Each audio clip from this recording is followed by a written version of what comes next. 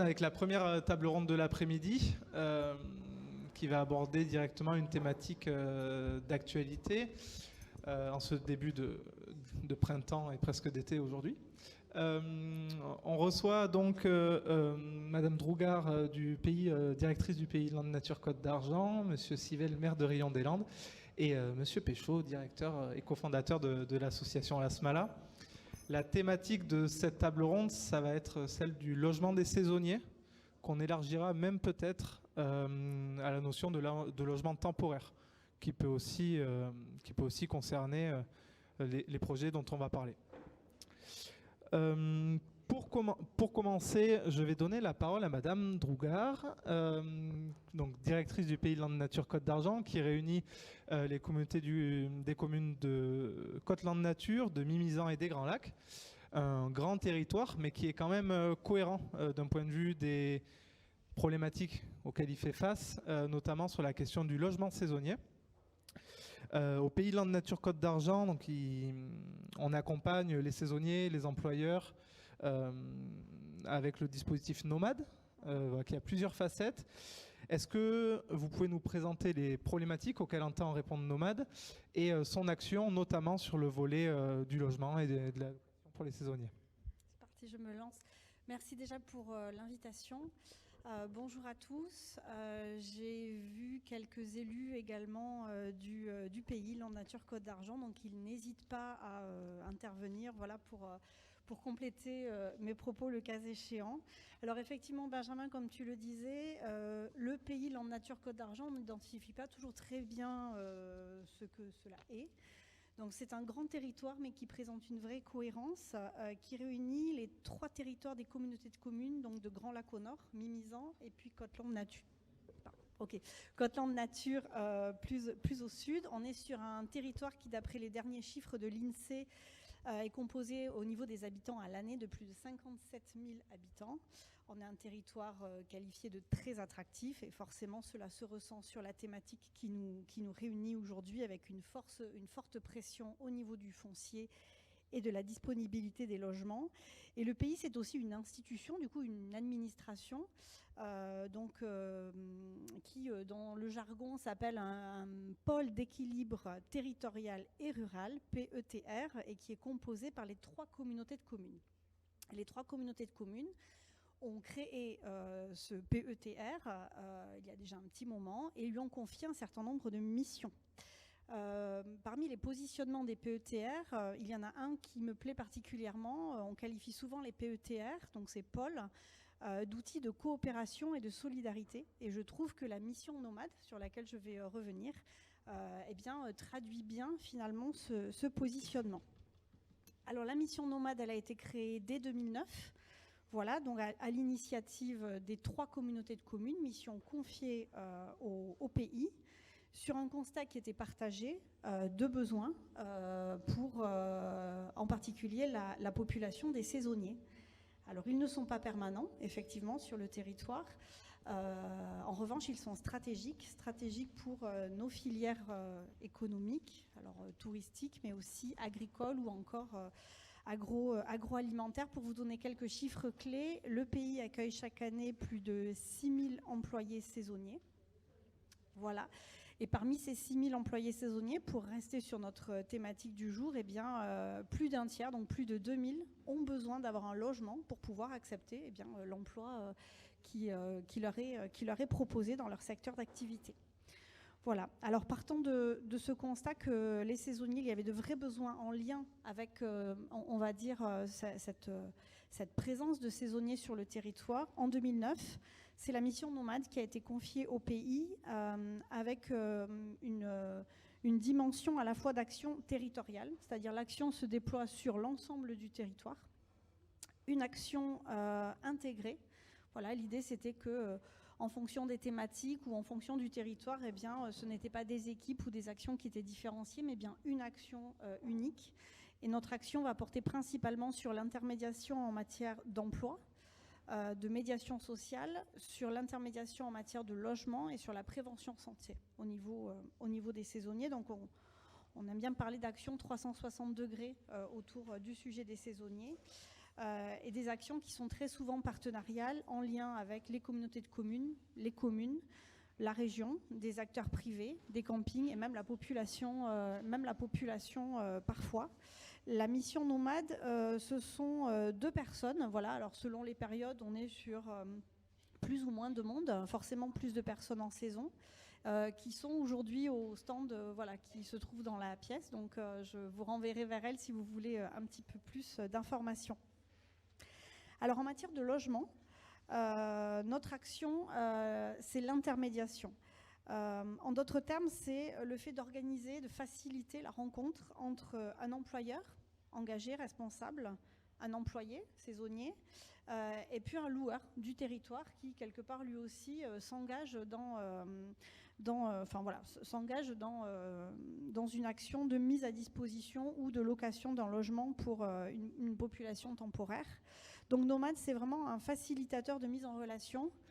Ma collègue Chantal parle souvent de très gros travail de réseau et de fourmis. Et on ne le voit pas là, mais ce n'est pas pour rien que le symbole de Nomade, c'est la petite fourmi, effectivement, qui désormais est assez bien identifiée depuis 2009.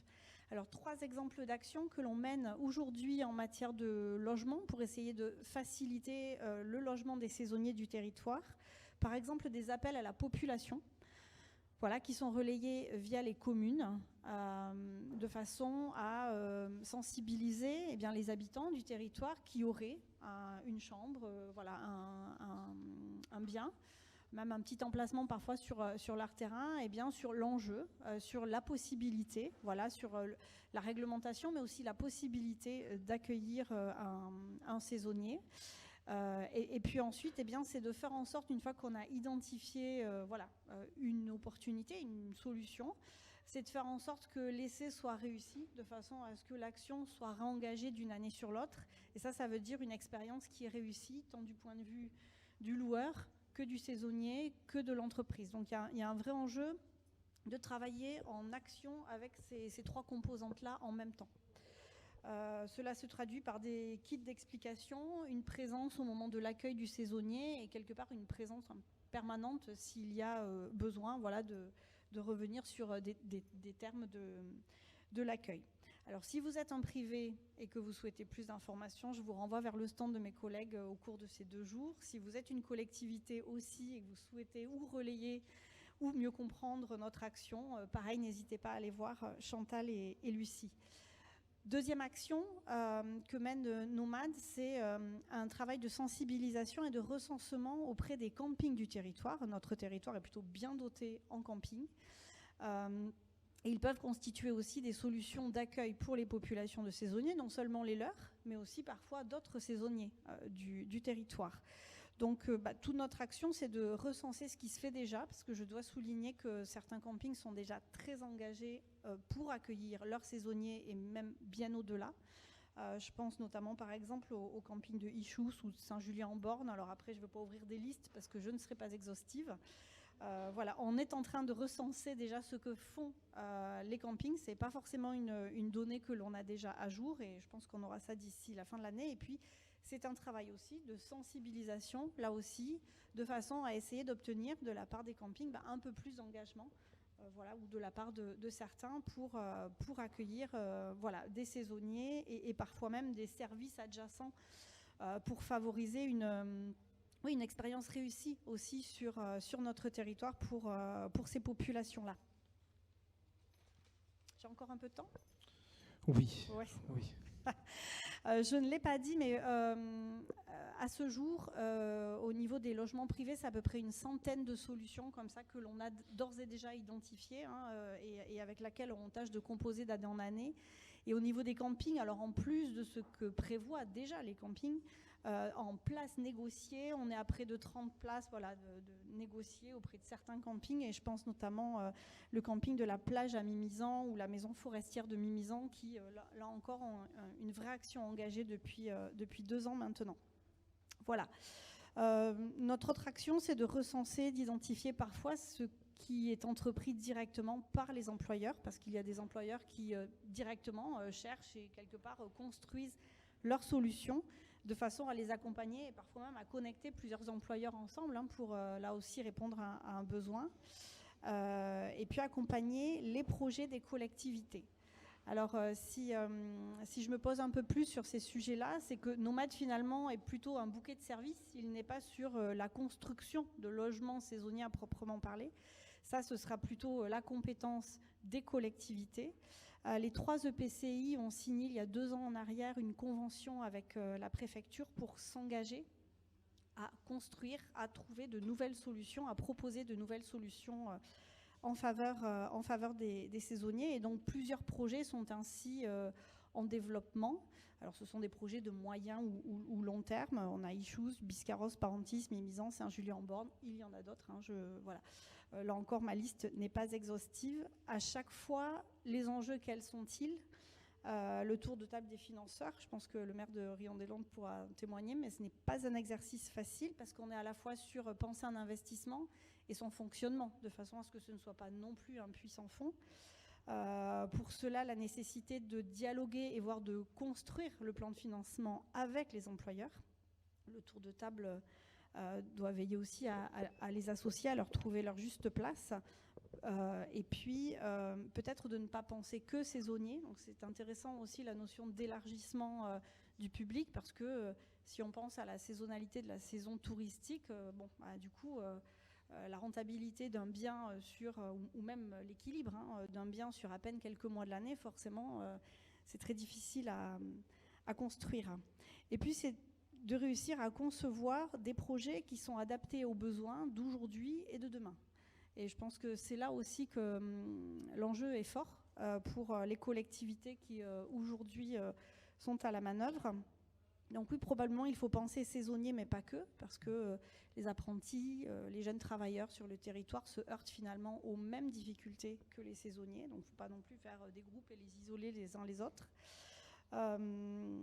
Et puis, probablement, ce qui serait bien pour le territoire, c'est de développer à travers ces nouveaux sites, demain qui seront, je l'espère, construits et ouverts aux saisonniers, non seulement des lieux d'accueil, de résidence, de logement pour quelques saisonniers, mais des maisons des saisonniers ouvertes sur le territoire, bien identifiées, et qui, au-delà de quelques logements, offriraient des bouquets de services pour répondre aux besoins des saisonniers, donc des lieux où convergerait, je dirais, cette population.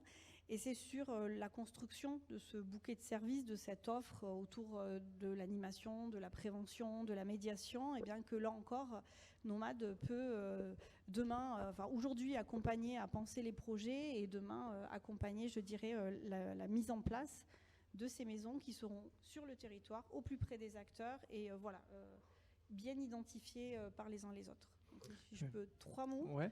À l'issue d'une commission Nomade en début d'année, le constat que l'on a partagé, c'est que sur ce sujet-là, il n'y a pas de solution unique et c'est plutôt la somme des engagements des uns et des autres, des différentes collectivités, des acteurs privés qui, mis bout à bout, quelque part, concourent à construire la solution, je l'espère, la plus adaptée.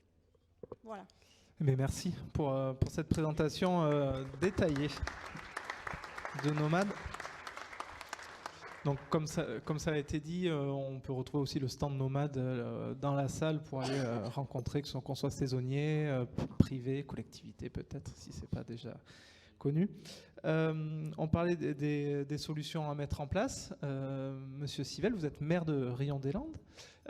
Vous avez porté un projet de lotissement donc en habitat léger, on va dire, des habitats destinés à être aussi peut-être temporaires. Vous pourrez nous en dire plus. Donc c'est le lotissement de la Baraka qu'on trouve dans le bourg du village. 20 logements, 40 places, inauguré je crois en fin d'année dernière. C'est un projet qui a pris 4 ans à voir le jour. Je suppose qu'il y a eu plusieurs étapes, peut-être des freins, de la concertation aussi à mettre en place. Est-ce que vous pouvez nous parler un peu du processus qui a abouti à l'inauguration de ce lotissement ? Bon, s'il vous plaît.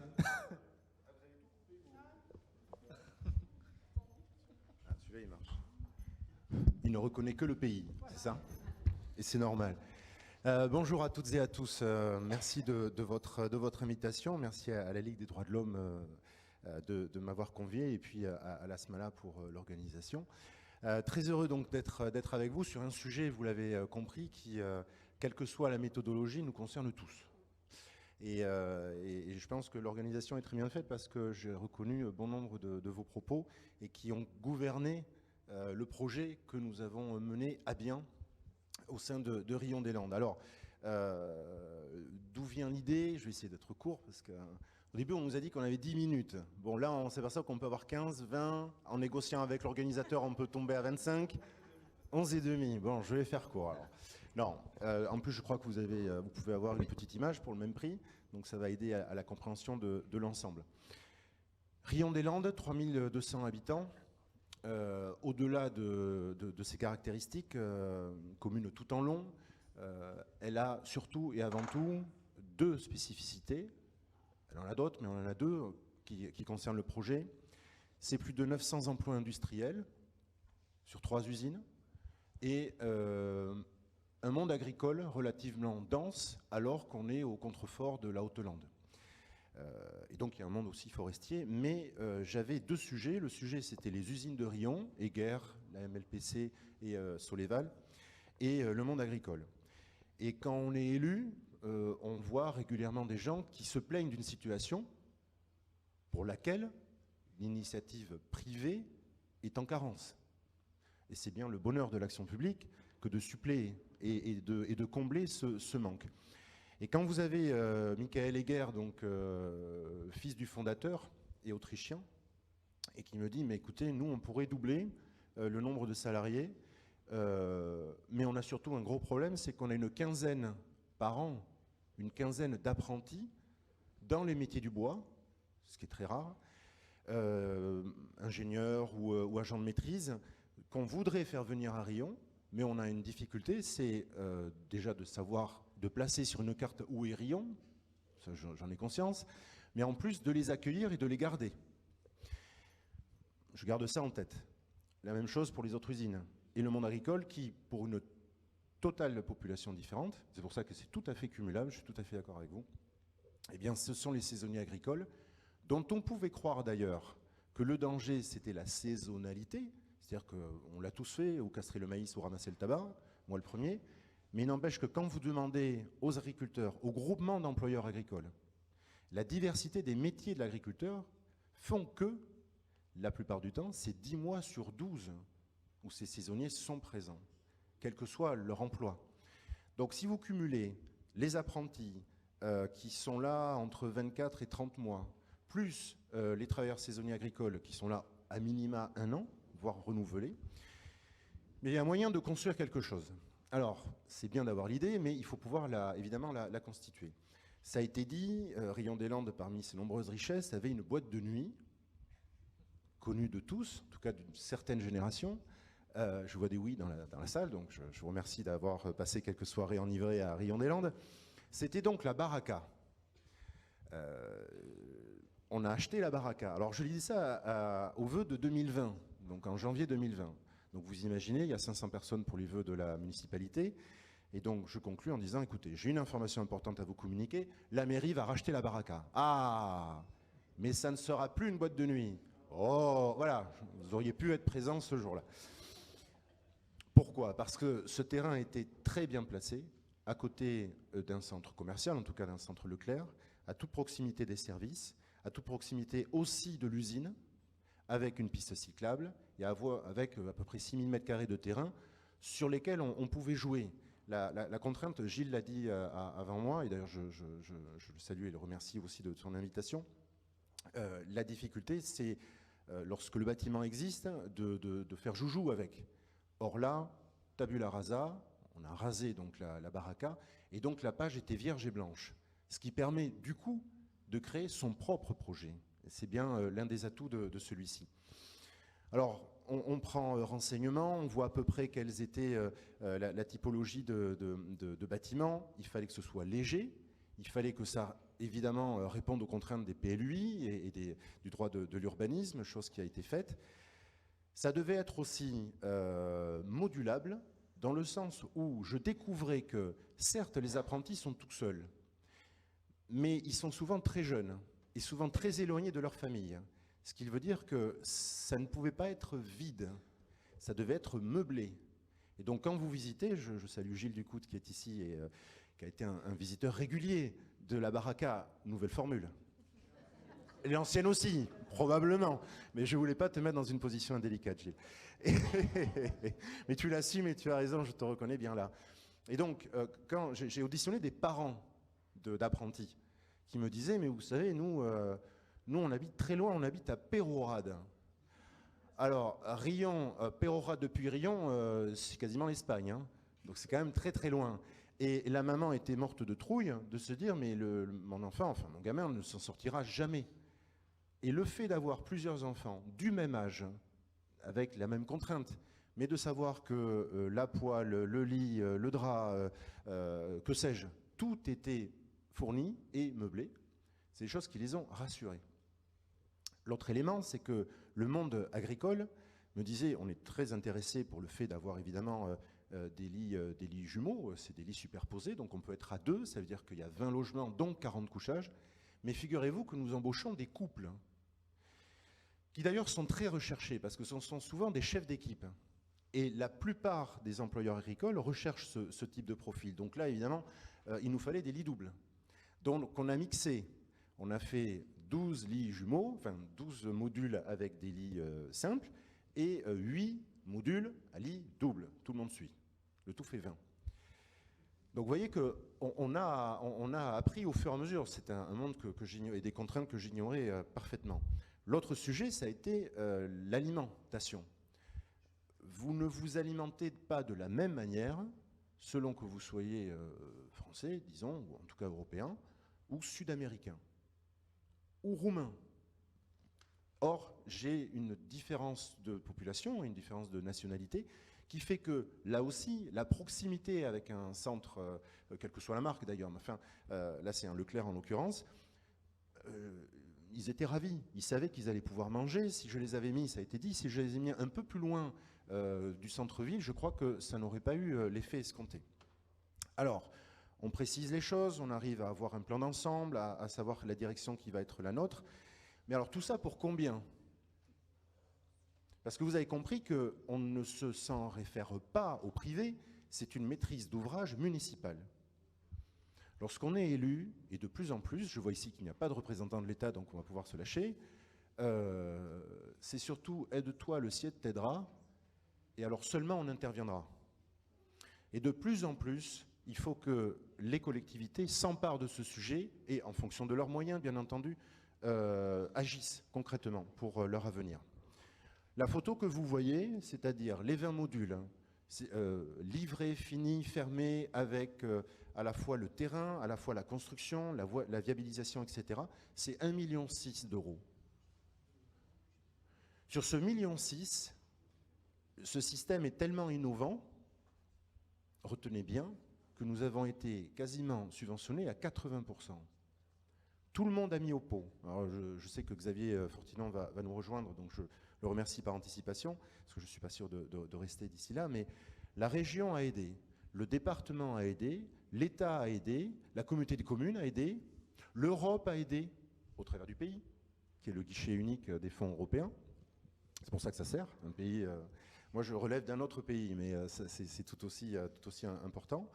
Et donc finalement, l'un dans l'autre, quand vous êtes aidé à ce niveau-là, c'est que, 1, vous comblez un manque, et que 2, vous savez que sur le loyer, vous pouvez faire un effort. Et c'est justement l'autre élément fondamental, c'est à quel prix vous allez louer ce bâtiment. Parce que ce n'est pas du mécénat, c'est de l'argent public qui a été dépensé. Et donc, à minima, ça s'équilibre. Et je vais vous faire une confidence, on gagne de l'argent. Ça tombe bien, c'est de l'argent public, aidé par le public. Donc, j'ai aucune pudeur à le dire. Eh bien, on arrive à avoir par module, on ne l'a pas fait par mois, on l'a fait par mois, je veux dire, mais on ne l'a pas fait par nombre d'habitants ou de locataires, on l'a fait par module. Charges comprises, les charges étant l'eau, l'énergie et la fibre optique, puisqu'on a fait un dôme Wi-Fi, puisque la fibre optique, évidemment, parvient dans tout le département des Landes et à Rion comme ailleurs, 380 € par mois. Quand j'ai donné ce tarif à Eger, à la Soleval, au groupement d'employeurs agricoles, ils ont demandé à l'issue de la réunion où était le bail, de manière à ce qu'ils signent rapidement. Ce qu'ils ont tous fait d'ailleurs. Et l'autre élément, c'est que c'est si peu cher et le besoin est tellement intense que ce sont les employeurs qui payent le loyer. Il n'y a aucun ouvrier agricole, il n'y a aucun pensionnaire, il n'y a aucun apprenti ou une famille d'apprentis qui paye le location. C'est l'employeur qui paye. Donc finalement, vous voyez qu'on a réussi à réunir plusieurs mondes, c'est-à-dire le monde de la collectivité, le monde de l'emploi, le monde des employeurs, le monde des locataires.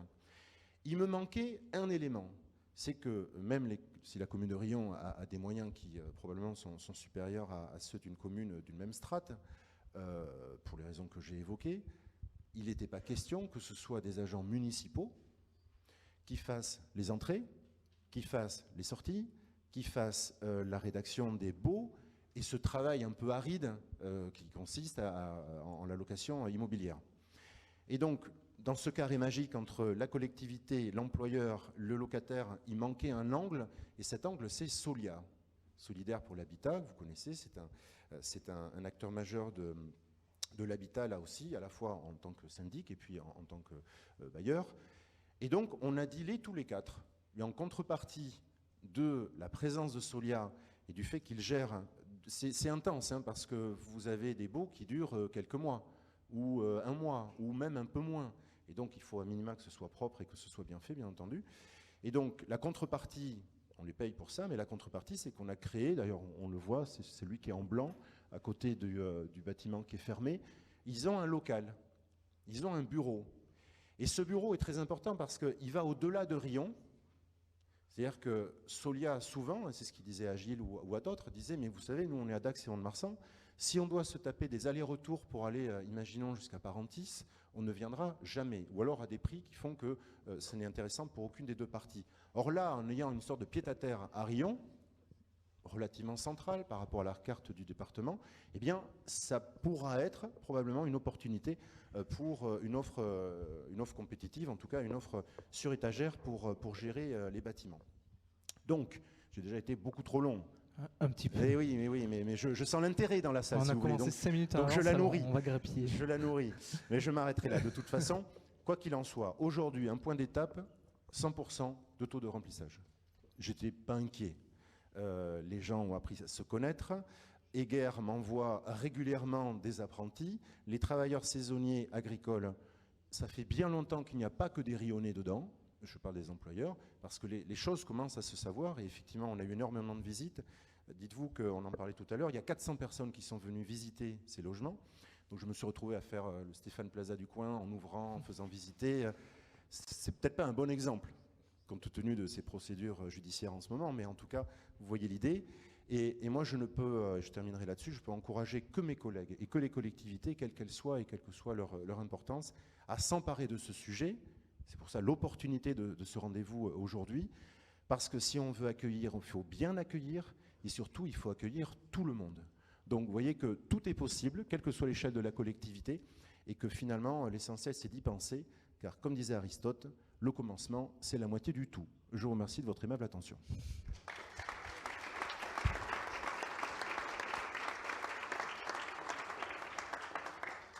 Merci pour votre présentation. J'espère qu'on aura deux minutes pour prendre 2 questions à la fin, s'il nous reste un petit peu de temps. L'assistance me dit non, mais Vincent, Vincent, sois court. Non. Donc, Vincent, tu es directeur de l'ASMALA, en plus d'être mon collègue, par honnêteté pour l'assistance. Tu es directeur de l'ASMALA, donc et à l'ASMALA, il y a cette thématique du logement saisonnier touche de diverses façons, tant par l'accueil de stagiaires qui sont inscrits à l'ASMALA dans des parcours de formation, mais il y a aussi un autre axe plus, qui est une autre solution, qui n'est pas une solution publique au même titre que celle de Riom-des-Landes. Est-ce que tu peux nous parler de cette solution de production de logements saisonniers? Et peut-être qu'après, on parlera des problématiques de logement que rencontrent les jeunes qui sont en stage chez nous. Voilà, merci. Tu as conclu, je vais essayer de faire aussi bien que mes orateurs précédents et plus court. Alors je pensais qu'il y aurait des questions-réponses, donc je n'avais pas forcément prévu un monologue, mais je vais quand même essayer de vous raconter un peu, effectivement, nous, en quoi cette thématique nous touche. Et merci à la Ligue des droits de l'homme pour l'organisation de ce forum et son invitation.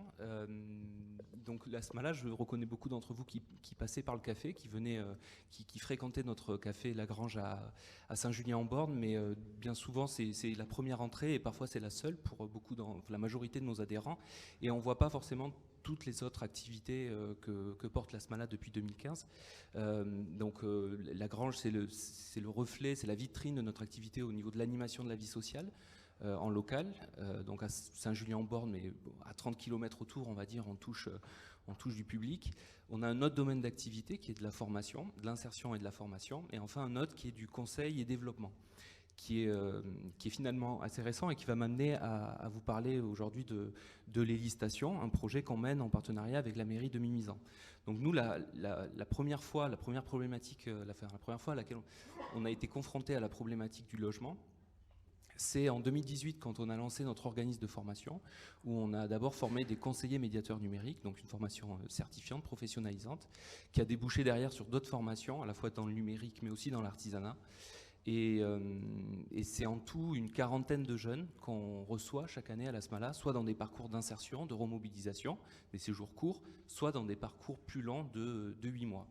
Et donc là, il a fallu forcément se poser la question du logement quand on a mis en place notre formation. La première formation, on ne s'était pas posé la question du logement, elle est arrivée un peu à nous comme ça. Et on a résolu cette question en faisant appel à la fois à la mairie qui nous a mis à disposition des logements sociaux, et aussi au privé, puisqu'on a sollicité, là je me rappelle, à l'époque j'ai sollicité le service nomade, et comme c'est des formations qui durent de janvier à juin, on m'a donné quelques adresses, quelques noms à contacter de privés qui voulaient bien mettre à disposition des logements pour des jeunes étudiants. J'en ai eu 4, et sur les 4, malheureusement, j'ai pas réussi à trouver forcément. Et puis souvent, c'est des logements spécifiques pour l'été, donc pas forcément isolés. Et donc ça correspondait pas. Mais par contre, il y a eu une forme de solidarité avec des adhérents de l'association qui ont mis à disposition des logements chez eux, des chambres, parfois même une maison entière. Et c'est ainsi qu'on a retrouvé 3 jeunes qui vivaient en colocation avec Xavier Délice, pour ceux qui le connaissaient, et qui a accueilli nos jeunes, et puis aussi chez d'autres personnes de Mésos. Mésos et Saint-Julien. Donc on a bidouillé comme ça. De là, on s'est rendu compte que si on avait des solutions de logement, de cohabitation, en fait derrière, il fallait aussi prévoir un accompagnement, à la fois faire médiation, c'est le rôle de nomade un peu, mettre en relation le jeune, accompagner le jeune et le privé.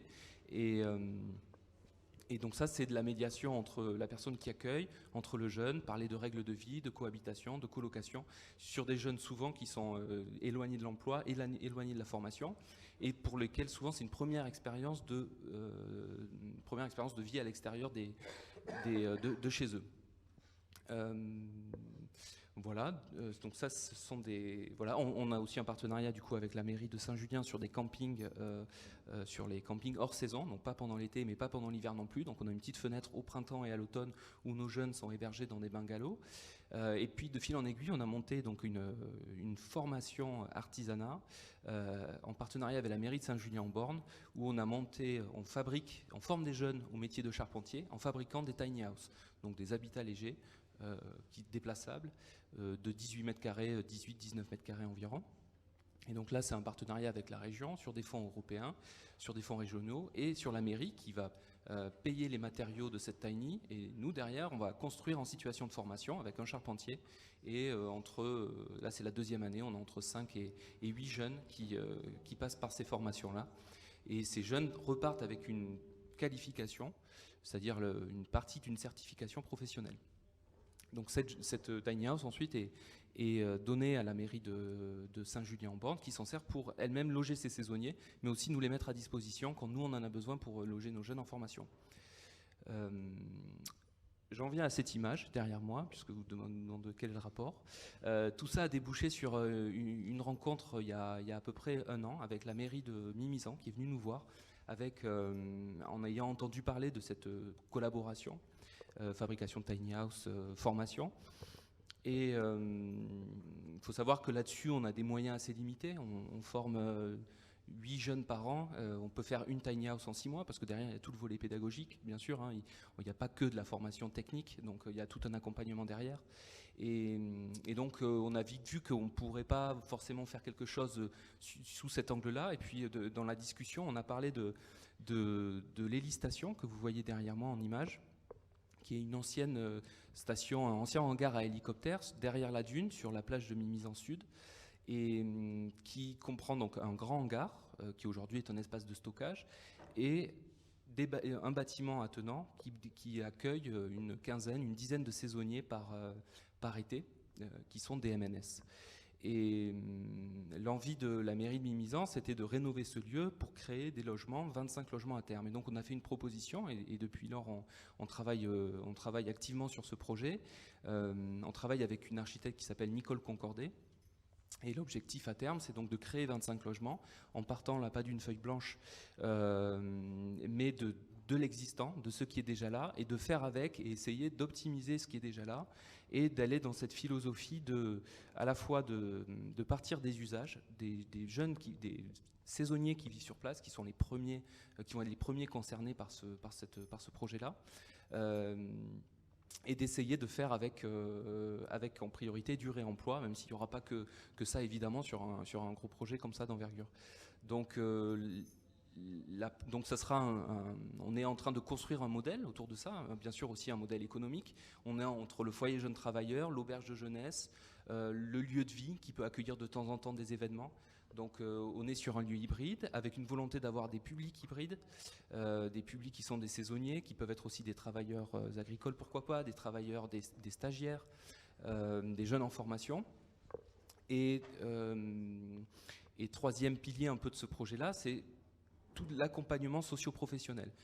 C'est une des particularités de l'association depuis le départ, c'est le lien social, c'est l'attention particulière qu'on peut porter à nos usagers. Et donc, en ce sens, les formations ont été construites avec aussi de l'accompagnement psy, de l'accompagnement social et de l'accompagnement à l'orientation professionnelle. L'idée, c'est qu'on retrouve cet accompagnement-là global dans les licitations, dans ce projet-là, où un saisonnier qui va venir pour l'été va pouvoir consulter, pourquoi pas, s'il a besoin, une psychologue, une conseillère en économie sociale et familiale, un conseiller en orientation professionnelle, avec cette idée qu'on peut peut-être parler d'intégration des jeunes sur le territoire, parce que c'est pas seulement, on veut pas que seulement les saisonniers viennent consommer puis repartent, c'est-à-dire on vient l'été, on passe 2 mois, on fait beaucoup d'argent, puis ensuite on repart l'hiver. C'est l'idée d'essayer d'accompagner peut-être une intégration sur le territoire, en les accompagnant dans leur parcours de formation, en leur proposant peut-être des formations hors saison, et aussi en s'intéressant à leur vie en dehors de juste leur emploi. Voilà, donc concrètement, je ne sais pas où j'en suis. Tu as encore quelques minutes. J'ai encore quelques minutes. Concrètement, on commence le chantier la semaine prochaine. On travaille avec donc une architecte qui s'appelle Nicole Concordet et un collectif de jeunes architectes qui s'appelle Commando. Donc, ils portent bien leur nom. Voilà, ça promet. Donc le concept, c'est pour ça qu'on parle de permanence architecturale. Ce sont entre 5 et 8 architectes qui seront présents du 11 avril jusqu'au 30 juin. Et qui vont assurer ce qu'on appelle des permanences architecturales en chantier ouvert. Ils accueillent du public. Si vous voulez donner un coup de main, ils vous filent un marteau, une scie, un pot de peinture, ils vous apprennent à travailler, s'il y a besoin de vous apprendre des choses. En tout cas, ils vous accompagnent là-dedans. Et puis surtout, ils rénovent le lieu en vivant dedans.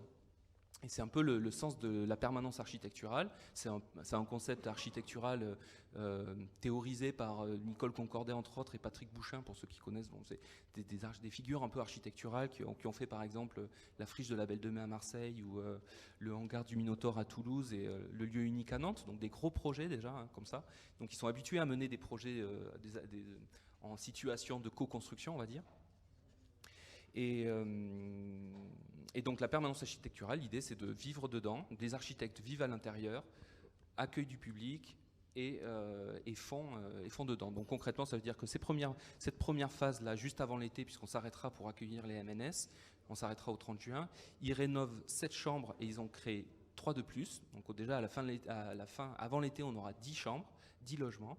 Ils créent un lieu de vie à l'intérieur du hangar Et puis il y aura une deuxième phase pour laquelle là il va falloir aussi du coup aller toquer à la porte de tous les financeurs et mettre beaucoup de gens autour de la table.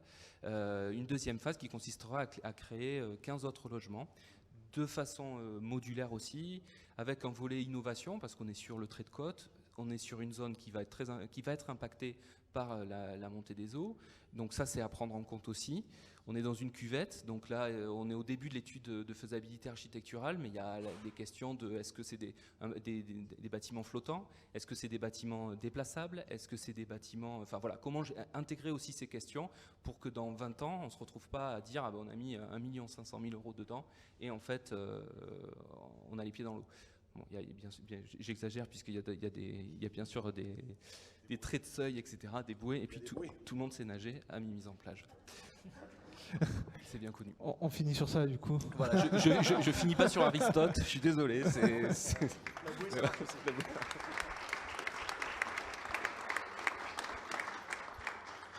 Merci pour la présentation. Il nous reste 5 minutes. Alors, on va peut-être pouvoir passer la parole peut-être à Yvan Alquier.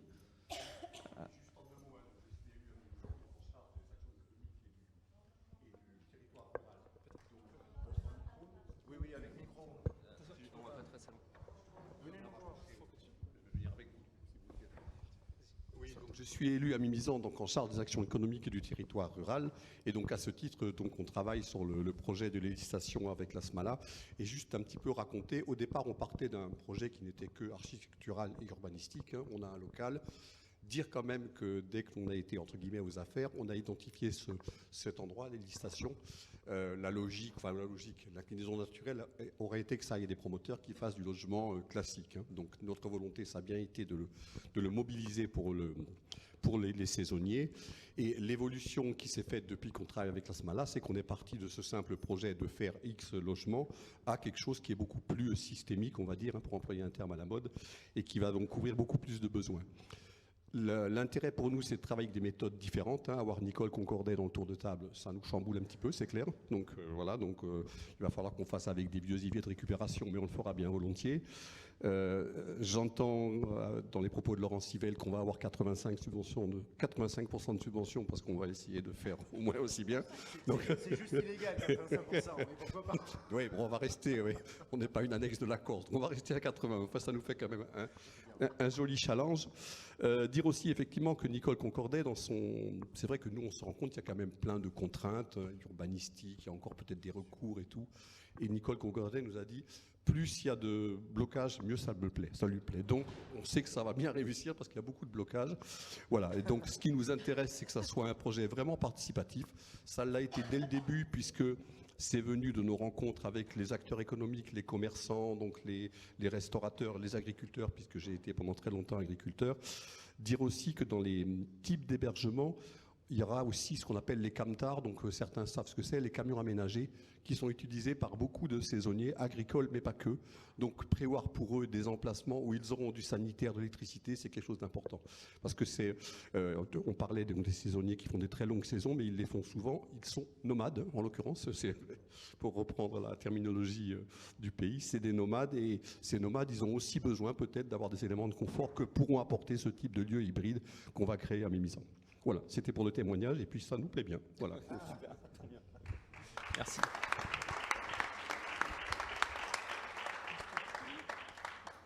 Une minute, bon. Alors peut-être on va... Une question? Est-ce qu'il y a une autre question dans la salle? Non? Bon. Mais peut-être qu'on va pouvoir conclure du coup sur ces présentations. Merci une nouvelle fois d'être intervenu cet après-midi. On note bien dans les différents projets, dans les outils qui sont mis à disposition quand même que loger des saisonniers, c'est pas juste proposer un logement. Il y a un travail de réseau, de mise en relation, que ce soit de partenaires privés, que ce soit des individus privés, ou alors des structures privées, mais aussi des partenaires publics. C'est beaucoup de compos... oui, c'est un maillage à réaliser, beaucoup d'acteurs à mettre autour de la table, aussi sur le point de vue financier. Donc c'est des projets qui sont complexes, qui rencontrent des freins aussi. On a parlé notamment des questions climatiques et écologiques là, à la fin. Je pense que ça va pas s'arrêter. Mais voilà, on voit aussi qu'il y a de nombreux projets qui mûrissent, qui sont là, et on espère que ça va en inspirer d'autres pour la suite. Vous avez 2 jours pour travailler dessus, donc j'espère que ce travail portera ses fruits. Merci pour votre attention et on va laisser la place du coup à la suite du programme.